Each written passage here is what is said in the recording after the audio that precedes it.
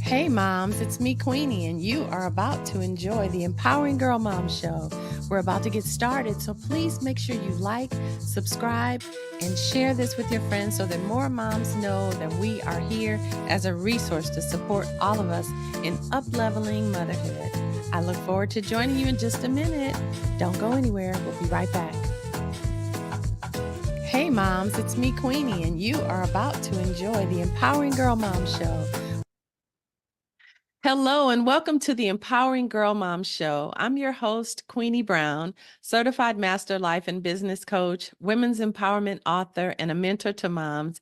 And today we are getting into a very juicy topic. I'm super excited to introduce our guest. But before we do, I wanted to remind you that this journey, this experience is something that you can hold as sacred, moms, because over the next few days and weeks, we are locking arms together. We are journeying through each and every speaker, and our goal is to take the notes, take the wisdom and insights, and begin to integrate them into our lives so that by the end of this experience, we can all say that something shifted. We want to reach towards having powerful, transformative experiences so that we can have testimonies at the end. We don't want to just allow this information to wash over us. So do take notes. Think about how you want to apply this to your life. I've already instructed you to go and get yourself a notebook for this journey specifically so that we can have some action items, excuse me, to really apply throughout this journey. So I'm super excited about today's conversation. So today we are talking about how to empower the voice of your daughter. And so we're bringing in our special guest, and her name is Debrena Jackson Gandy. She is a special friend of mine, and she's been a mentor to me since, goodness, the early 2000s when I was in the depths of my pain and when I had lost my own voice in my marriage. And so she has been instrumental in that. But let me introduce you to Debrena. And I do need my glasses. Debrena is all about teaching, coaching, and mentoring women in how to create and lead juicy, sacred, self-caring lives. She ushers women into a new paradigm for living that is a departure from the norms of overdoing, overextending, and overwhelm to living a life that is and a relationship that is more joyful, more peaceful, more fulfilled, and in flow. And that's essentially and especially from the basis of her feminine essence and feminine power. I'm super excited to introduce to you Miss Debrena Jackson Gandy. Hello. Hello. So good I'm to be here. so good to have you. You have been instrumental in my transformation, and I just wanted the people to know that there is another way. There's another way, moms. Let's talk about that other way, Debrena. There is another way, and it is a departure from the martyring, deplete ourselves in order to do for or care for others, tend to ourselves last, least, or not at all. Um, and that's been the norm.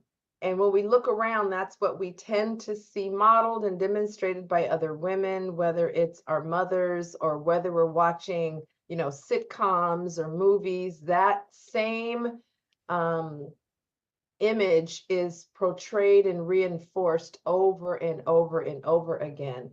And it hasn't been working for women. It hasn't been working for those in relationship with us. It hasn't been working for moms because it can create low-level resentment that you never feel you have the space to be truthful about because you're supposed to love being a mom. It's supposed to be all Kodak moments and Instagram images.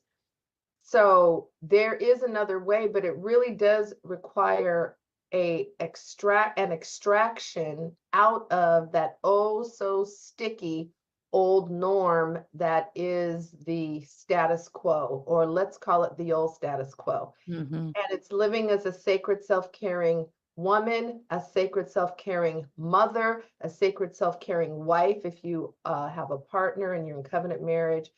And it really is a new paradigm. It's a complete reorientation. It isn't just behavior change. And that's really what I'm about, teaching women, because it's an unlearning of the old, pulling that out because it's gotten very embedded in our minds, body, spirits, belief systems, thinking, and language.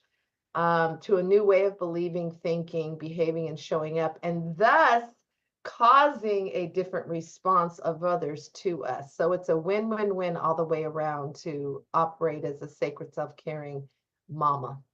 Love it. Love it.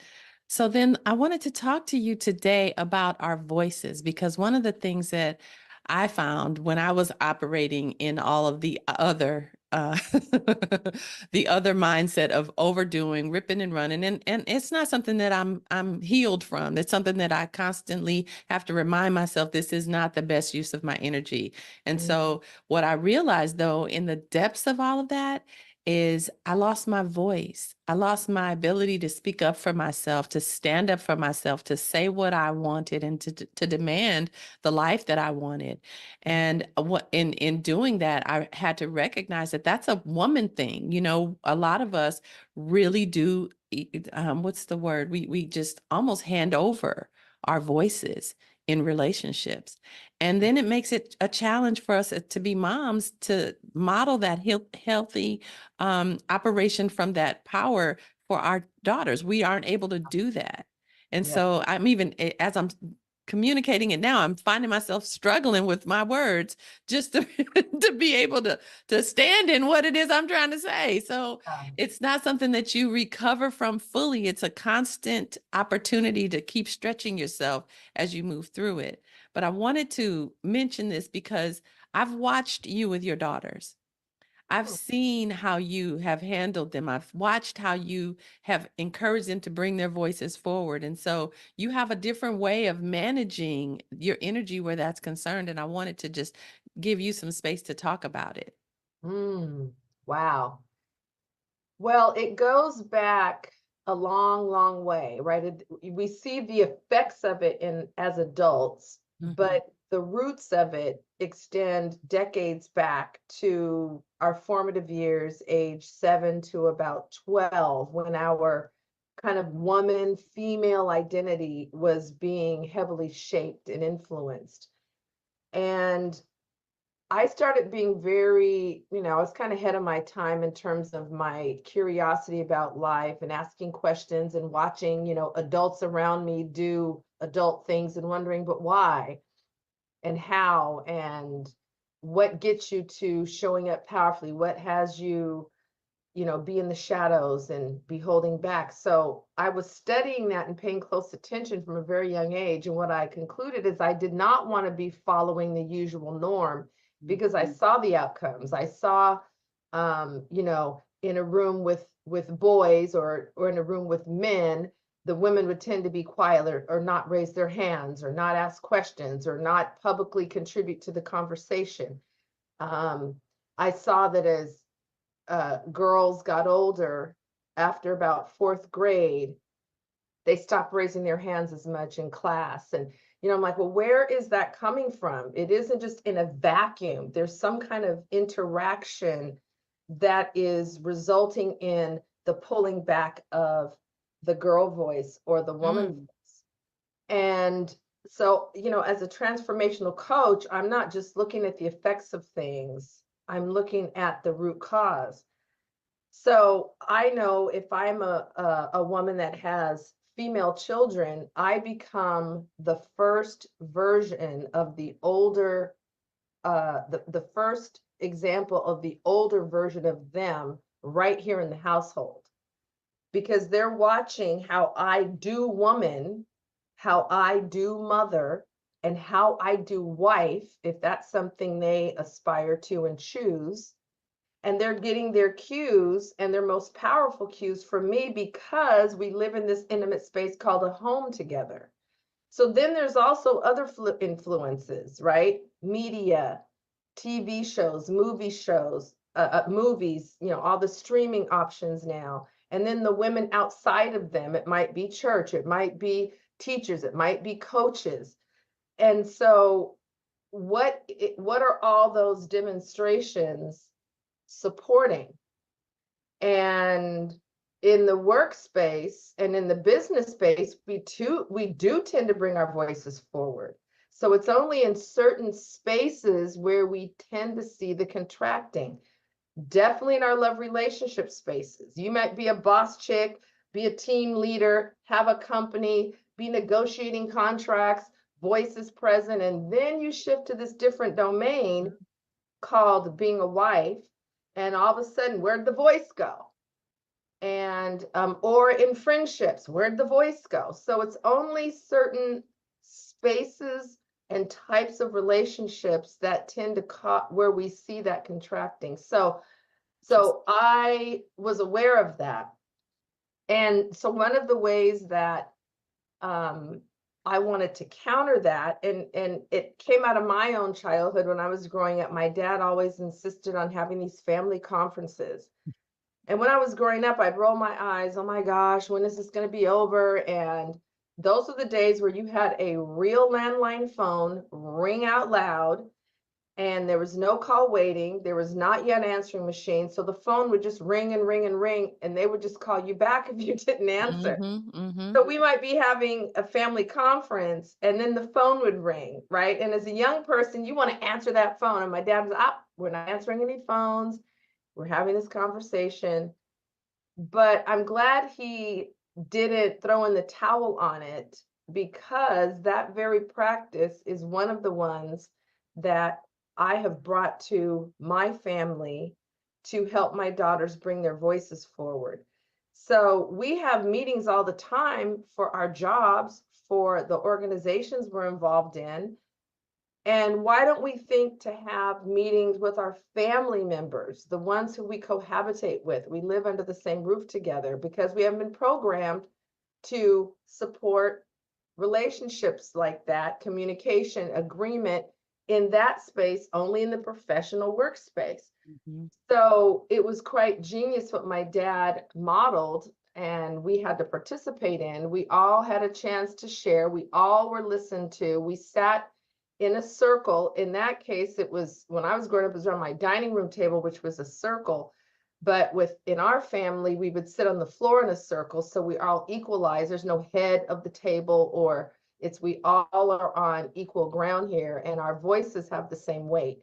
So those family conferences were a tool and a space where they got to be listened to with the same attentiveness as the adults. And there was no age differential. You're an adult, you're being listened to. You're a child, you're not being listened to. It's like we all have equal respect and being listened to.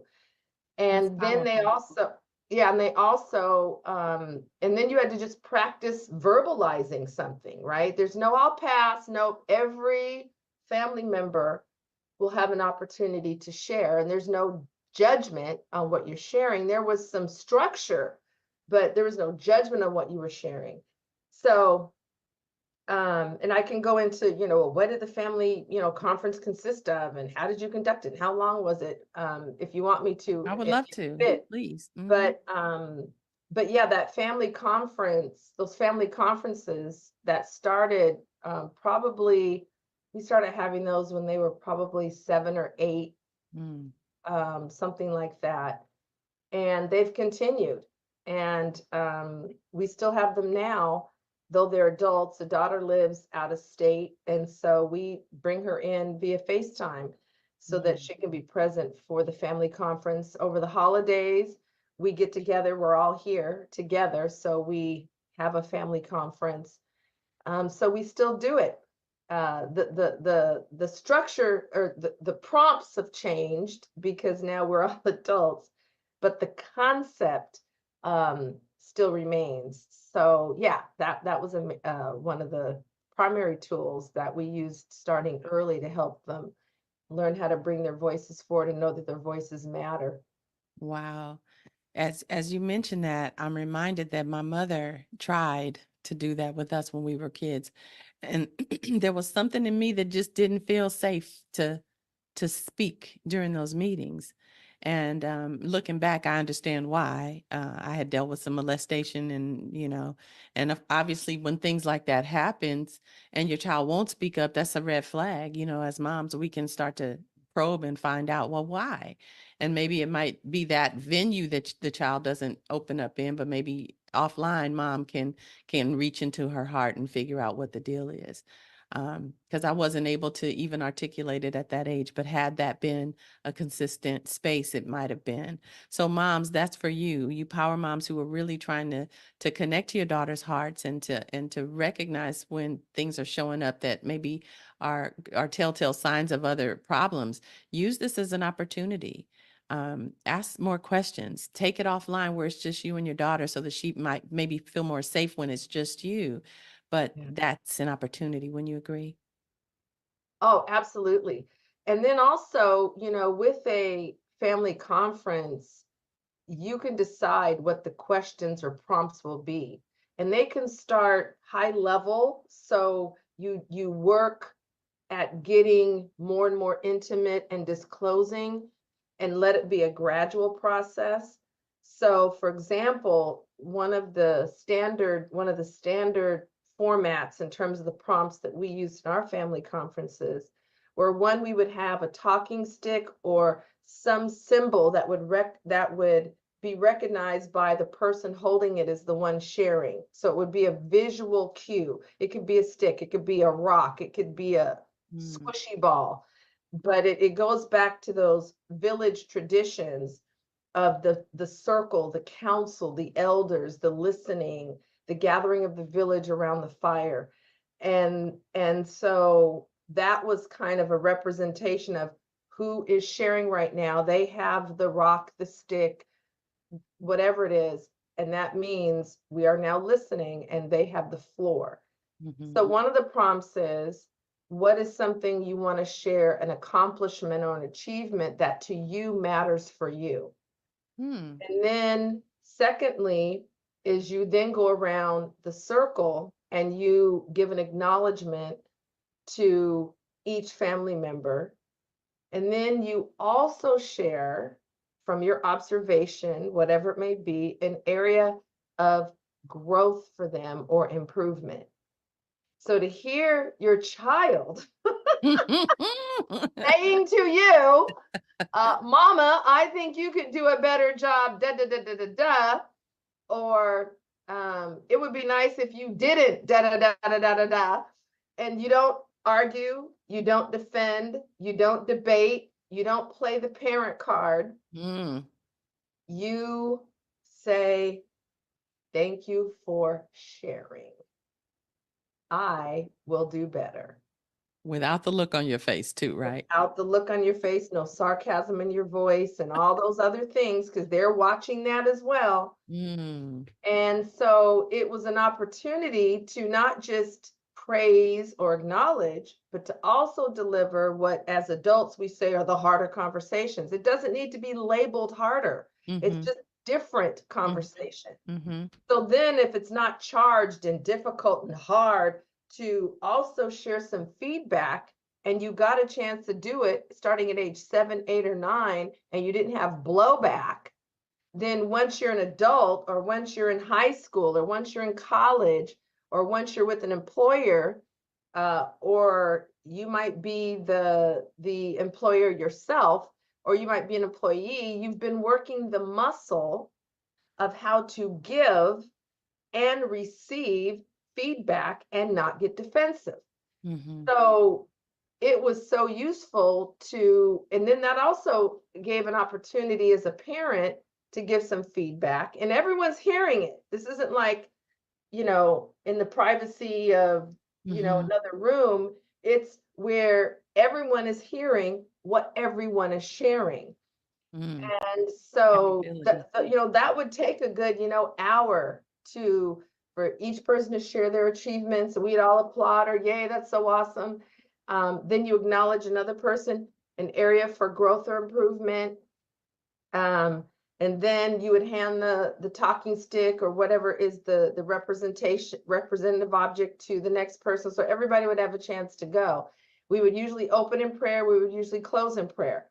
So led by my husband. So that was how family conferences would go for years when they were young. Um, as we got older, we kept the piece about achievements, but we also added in, what are your goals for the next 6 months? So we would be aware of what were priorities and things of importance for other family members, just to be aware, not to mention you might be able to support or add something Right. or then we had prayer would now be alternated, Mm, among family members. mm, Um, so you can change it up, so that's age appropriate. You can change the prompts that each person, well, whatever the prompts are, everybody's responding to them.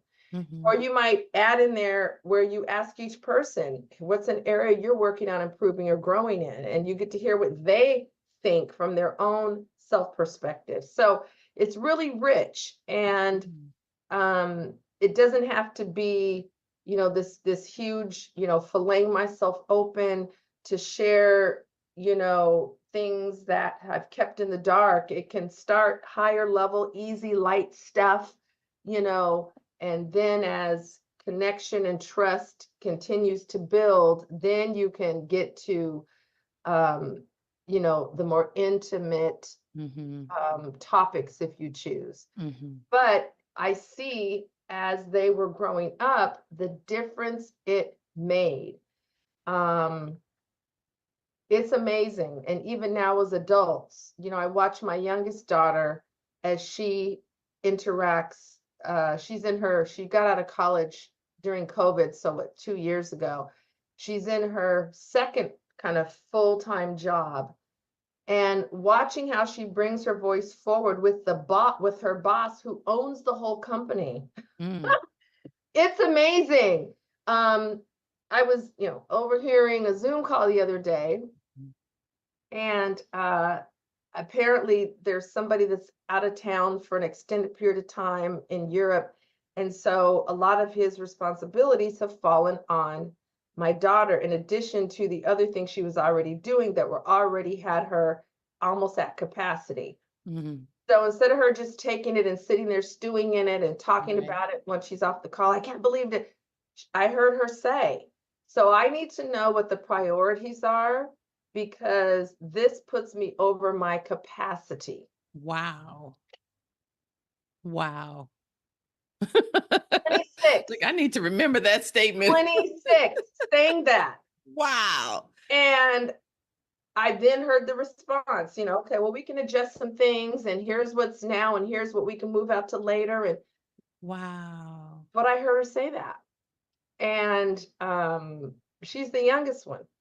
And two of our daughters are in serious, committed love relationships with fabulous Black men, quality, high value Black men. It's beautiful. And Wow. watching how they interact, and then sharing conversations they've had. I'm like, you said that? Yes, I let him know, da da da da da.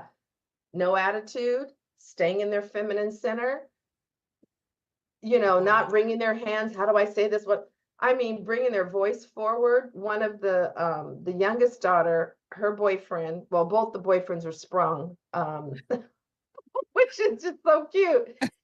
Both of them are just both boyfriends sprung, nose open. And so my youngest daughter's boyfriend, he started having this conversation about, living together.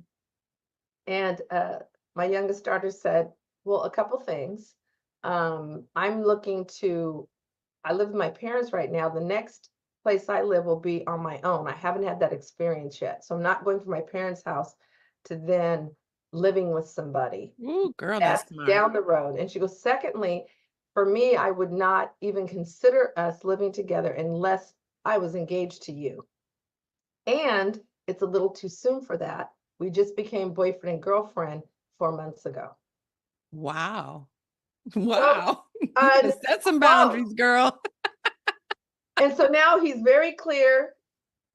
Her next move is she wants to have her own place. And this conversation about living together, that is not, for me, it would be we're engaged. That'd be the only condition I'd consider it. Mm, And I was like, so that was data wow. for him that he now can be very clear about. That's right. And she didn't, pull her emotions back or get an attitude. None of that. She just, I like, you said that? She goes, yeah. I mean, right? I'm sitting there, It's wow. it's So, she's solid in standing in her station as a woman, and yeah, she's directing and leading her life and deciding whether or not he gets to be a part of it.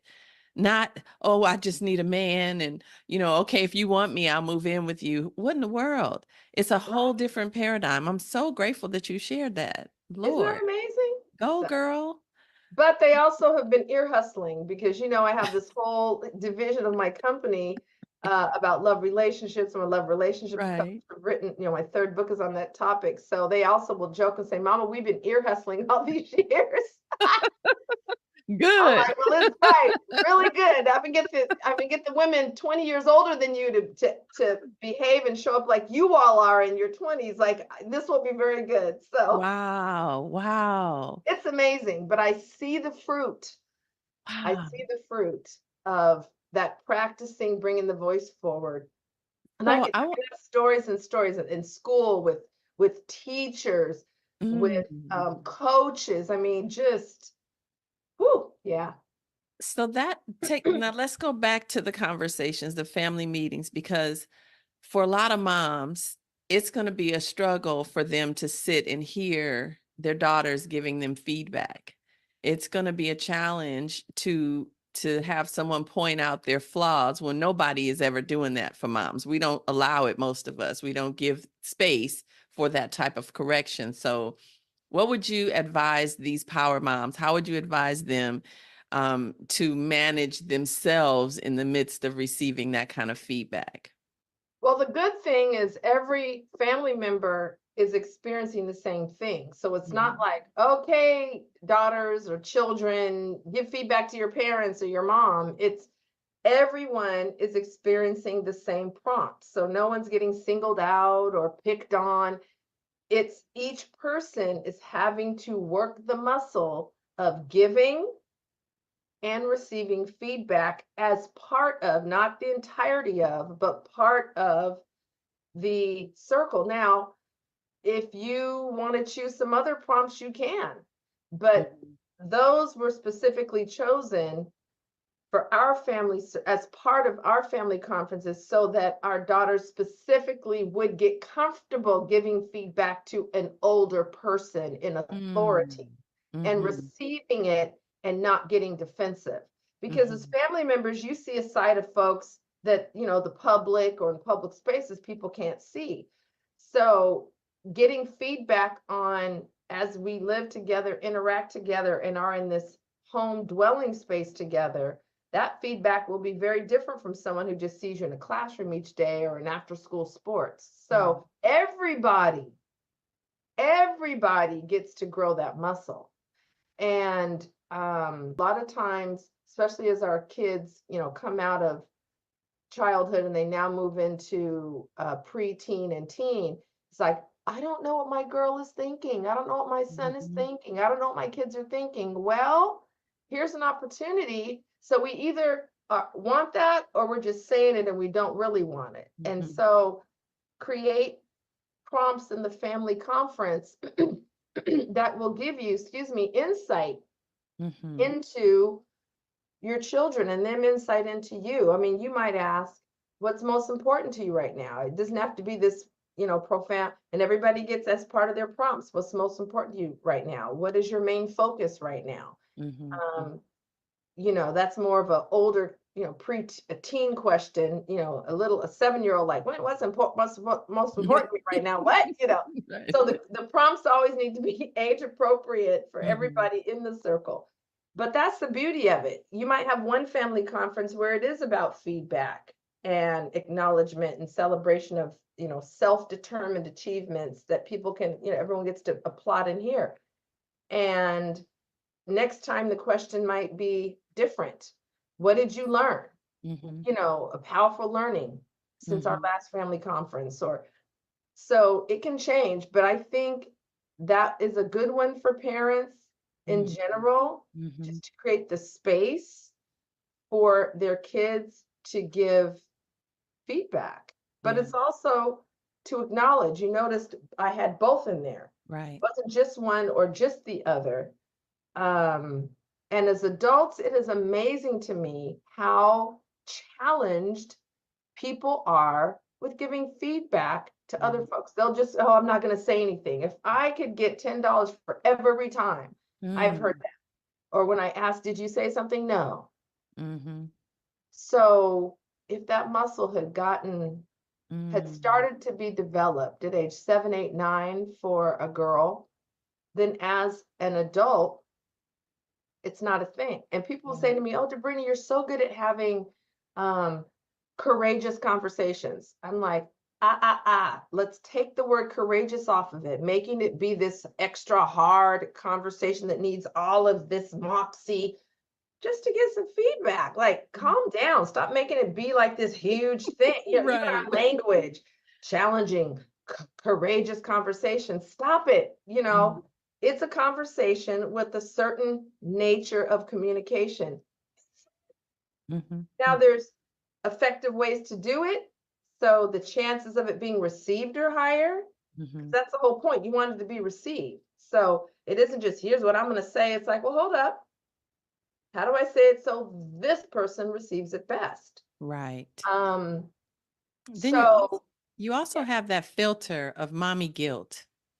You have that mommy shame that a lot of moms feel. They feel guilty or ashamed of the way they've shown up as moms, or for having brought the children into situations that have maybe not worked out the best.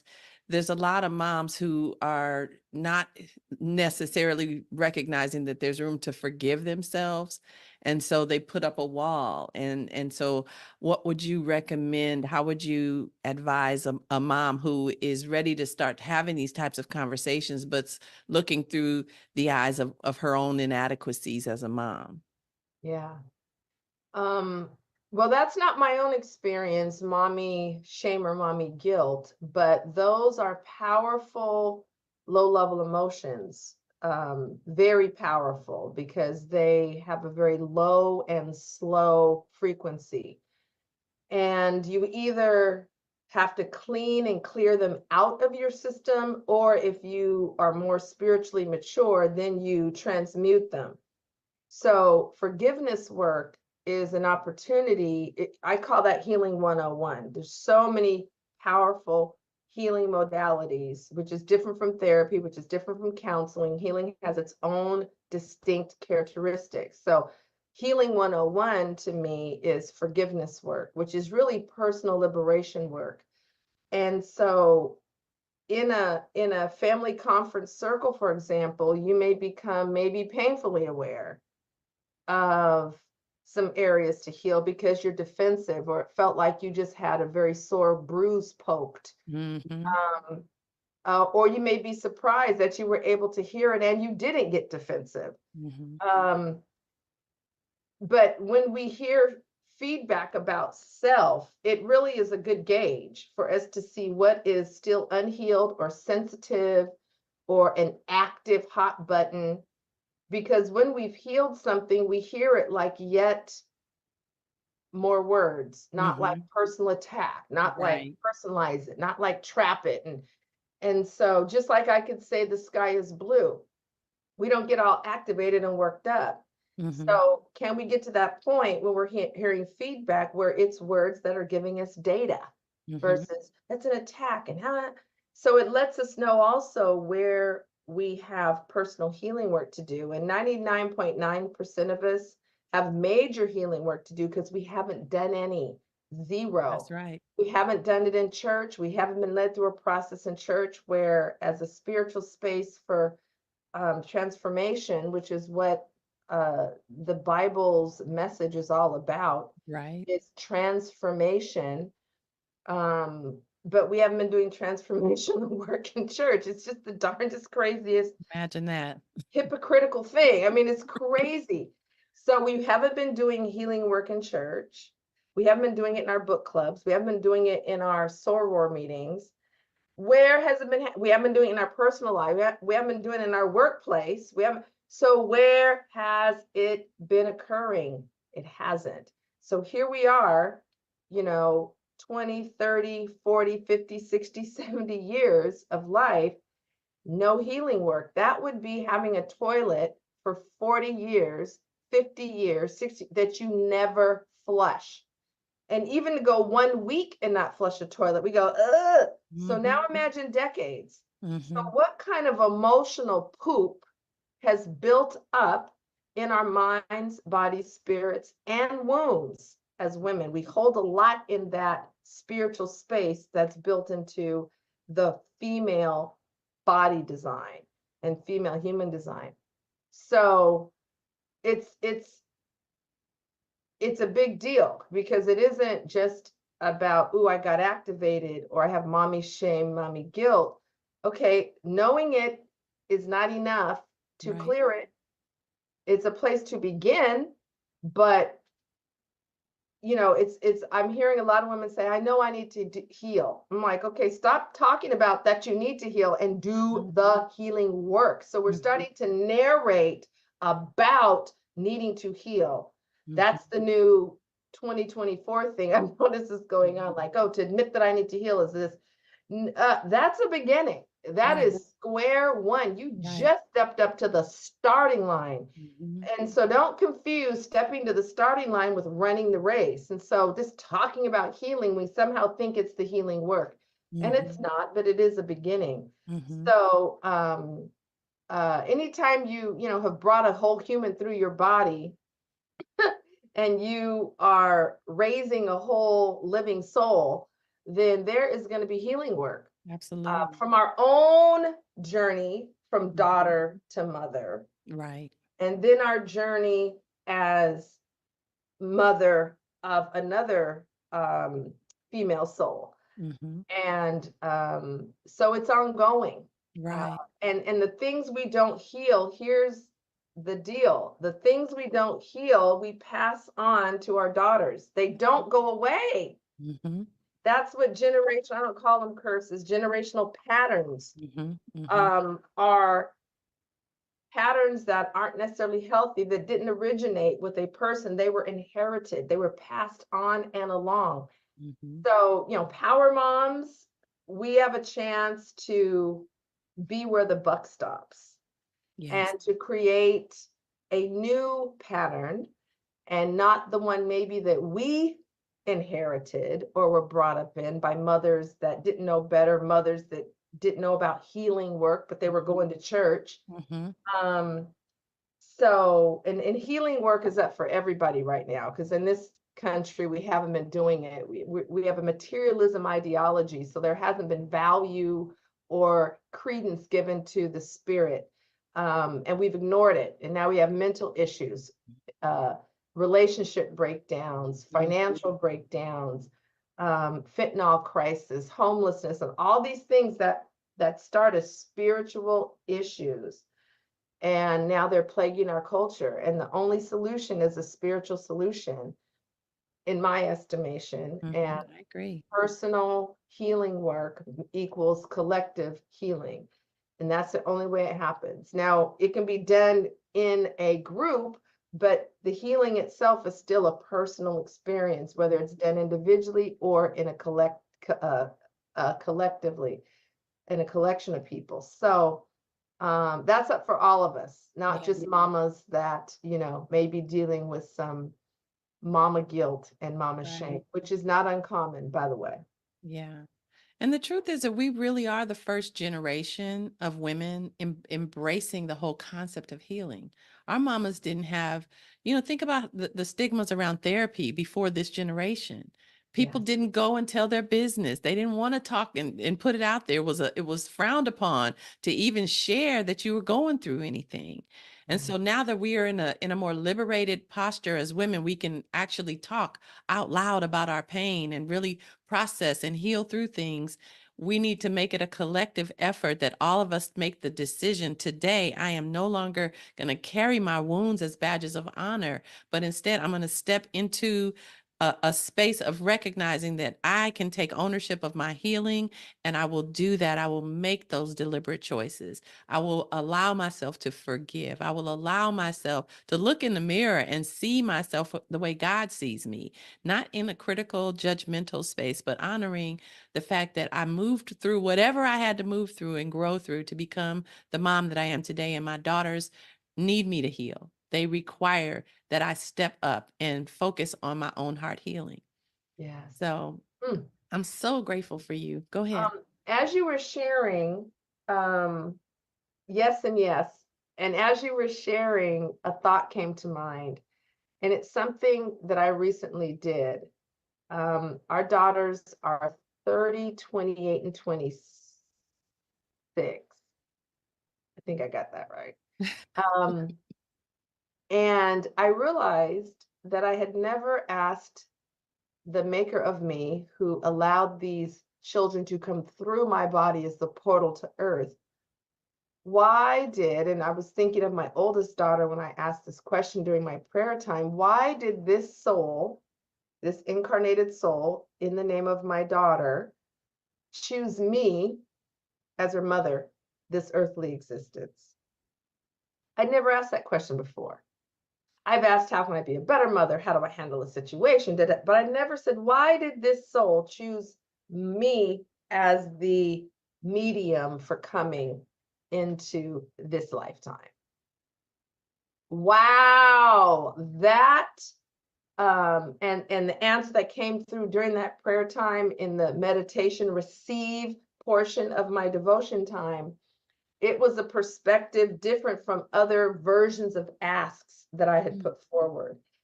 And so what an honor to be the portal Right? for every living soul that ever came to planet Earth, including Jesus. Mm-hmm. God decided to bring him through a woman's body too. Yes. Wow. So we have started to demean and diminish that in this culture. But what's so awesome is we have not found, with all of the changes in gender identity and transgender and pansexual, but can you bring life through your body? That part. Can you bring life through your body? Do you have a uterus? Mm-hmm. And that man has not been able to recreate yet. Mm-mm. And that is uniquely of woman. And so I identify as, okay, that's beautiful. Do you have a uterus? Right. Some things have not been able to be recreated with our technology, and with all our advancements. And you may, have had your uterus removed, but it's still a feature of the body of woman that is not built into the body of man. Mm-hmm. It's unique. We both have liver and kidney and pancreas, and we share all those organs, but there's an additional feature in us called the uterus that is not in the male design. And it's unique, it's powerful, and it's part of the co-creation process for every living soul. So let us re-honor Yes. what it means to be chosen as Yes. mother. Yes. Um, it's not easy. It will stretch you. It's a continual growth opportunity, but it is a sacred honor. Yes. And let us remember that in all of the growing and the stretching and the challenges that can come with it. Um, I'm still growing, mothering adult daughters, different deal than Right. little girls under 10, where I'm trying to, pop barrettes and the twists and the plaits and. So uh, Wow. it's an adventure and a journey. And I'm so grateful for you offering this space for the kinds of conversations that we often don't get to have about this sacred privilege Yes. of being a mother. Yes, yes. Well, I'm grateful and honored to have had you here. I am overflowing. This is just so good. So you have a special gift that you wanted to offer to the Power Moms. What would that be? Yeah. Well, we are talking about a new paradigm, as you mentioned earlier. So when we talk about the sacred self-caring woman's lifestyle, that was really a central theme from my very first book, Sacred Pampering Principles, that I'm so glad is still selling like hotcakes and now in audio form, over 25 years later. But it really is a new paradigm. It isn't just tips and techniques, and so the Sacred Self-Caring Woman's Toolkit begins, keyword begins, to increase the awareness of power moms about what is this sacred self-caring thing. Debrena Jackson Gandy was talking about. It starts in the toolkit with a self-assessment to see, are you really living in more of a strained life or a juicy life? And then you also get a legend based on your answers emailed back to you. Then there's also 25 affirmations to live by. So 5 life areas and affirmations for each, recorded by yours truly, with your help and assistance, Queenie, with the beautiful, relaxing music in the background. So it becomes your own audio track that you can listen to while you're walking, going to work, doing your morning exercise, cleaning, washing dishes, about to go to sleep, whatever ways you might want to use it. And then there's also the Sacred Self-Caring Woman's Manifesto. So it can become a personally stated affirmation. It can be something that you print out and post. I even have women that have printed out extra copies and shared with friends, and they have them in their cubicles on the wall. Or so those are the 3 goodies that are in the toolkit if folks choose to receive this free gift. If I power moms choose to receive this free gift. Absolutely. And I absolutely love mine. As a matter of fact, I remember when I first got mine, I recorded it so that I could hear it over and over again. I heard myself saying the manifesto. Oh, Debrena, you have just been a godsend, a blessing in my life. I'm honored to call you friend. We have journeyed together for over 20 years now. And so yes. you've watched my transformation through the dark days all the way to now to where the sun is shining again. Well, same here, because in Right, year 10 of my marriage, and we already knew each other when I was mhm, in year 10 of my marriage. right, Had known each other for, I think, 7 or 8 years at that point. right, yeah, And so that was a dark night of the soul yeah, for me. And in my adult life, the hardest season. And I was pulling on, drawing on, and putting demand on all of my friends. yeah, yeah, So thank you for being there for me absolutely. through a dark passage. And now we were able to come through that into the light and into having what I now recognize as a juicy marriage after Mm, it got transformed. And mm. that became the basis for my teachings with single and married women, the 3rd book, all that. So, that's just how it is. Like, you come through the light, through the dark, back into the light, still holding hands. And that's a resilient, deeply rooted friendship. So I appreciate you just as much. Amen. Amen. We got lots of work to do. All Ongoing. right. That's right. Onward and upward. So Yes. thank you so much for joining us today. To find Debrena, you want to go to milliondollarmentor.net and embrace all the yumminess that she has laid out for you there. She is a powerhouse in her own right, and I highly recommend all of her books and her teachings. It will change the way you see yourself and the possibilities for your life. So thank you again, Debrena, for joining us today. We appreciate you more than you know. Oh, my pleasure. Truly, truly. Wonderful.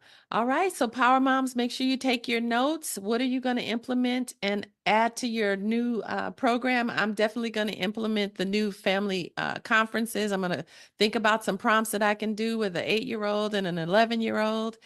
And then I'm gonna look at how I receive the feedback and identify if there are areas that I still get to shift into to become more comfortable with receiving it myself. So I will be updating you guys on that process. But Debrena, one last thing. we are having a speakers roundtable on May 30th at 1 p.m. Pacific Standard Time. If you are available, I would love to invite you to join us. If you're not, I understand, but this will give our audience the time and the ability to actually ask you questions, and we can connect to them one-on-one. So if you're available, Thursday, the 30th at yes, 1. at 1 p.m. Pacific, yes. I think that can work. Okay, wonderful. Wonderful. So if you have questions for Debrena, make sure you put them in the comments, put them in your notebook, and join us on the 30th. And thank you again for joining us today for the Empowering Girl Mom Show. We look forward to seeing you again tomorrow. Be sure to share this with your friends, like, subscribe, and make sure that you invite your friends to go to www.empoweringgirlmoms.com to learn more. All right. God bless you all. We'll see you soon. Take good care. Bye-bye. Thank you all so much for watching today. Today was a very powerful session, and I'm so very grateful that you all joined us. We talked about some deep stuff today, and we went into the point that we all really have an opportunity to up level and begin our healing journey. And so if you're a mom and you've been dealing with mommy guilt, or you've been dealing with mommy shame, or you've been recognizing that maybe feedback is not your thing, maybe you are a little bit tender in some spaces, and you know that there's room to heal. Perhaps you even recognize some patterns that operated in your family that you see in yourself, and you don't necessarily want to pass them down to the next generation. All of that gets to heal. You know, I always say that when we deal with things as women, we don't often have the time, especially as moms, we don't have the time to process through anything. We just tuck it under the rug and keep it moving because there's so much that needs to get done and not enough time often for us to get it all done. And so we put ourselves on the back burner. Well, it's time for us to go under that rug, moms. It's time for us to start to deal with the stuff that hurt us, to start to go ahead and process through what's under that rug so that we can start to heal the relationships in our lives and not pass down that toxicity and that pain and that woundedness to the next generation. We get to be where the buck stops. And so if you're ready to start your heart healing journey, if you're ready to take it a step further, then I want you to put in the comments, I'm ready. And then I'm going to reach out and we can invite you into a new conversation to talk about this heart healing journey. So I'm excited that you are joining us. Yes, healing, that's right. Isla, healing is key to connect to our daughters and help us to own our voices. She's absolutely right. We get to heal so that we can be an example for our daughters, so that when they go through life and they begin to do woman and do wife and do mother, then they know how to heal as well because we've given them the example. So again, if you are ready to take your heart healing journey to another level and begin to process through the stuff that's been in the way, process through the stuff that's been creating conflict in your relationships or even in your money. A lot of times we don't realize that our wounds affect our money. I'm a witness. So let's get to the root of it and let's heal it together. Let's lock arms as we have been for these last 2 weeks, and we will continue for the next couple of weeks. Oh, no, until the end of next week. But let's begin to work together. We are locking arms and we're moving through this journey together. Let's go deeper. All right. So put I'm ready in the comments if you're ready to go deeper. And I want to thank you all so much for joining me today. Be sure to go to empoweringgirlmoms.com if you haven't already to make sure that you register so you can get the free gifts from all of our speakers. And then join us again tomorrow, same time. And I'm even going to play this one again this evening at 5 p.m. Pacific time, because this is one that you get to hear over and over again. And most of these messages have been so incredibly powerful. I hope that you've been taking the notes and applying them into your lives and getting all the meat off the bone so that we can continue to rise together. And at the end of this journey, we get to have a testimony. We get to be able to say, I tried it, it worked, and look at the outcome, right? So again, thank you so much for watching. I'm Queenie Brown. I'm the host of the Empowering Girl Mom Show and also a women's empowerment author. You can find out more about me at www.queeniebrown.com. And I look forward to seeing you all tomorrow. Okay. Be sure to put I'm ready in the comments if you're ready to go deeper. I'll talk to you soon. Be blessed. Bye-bye.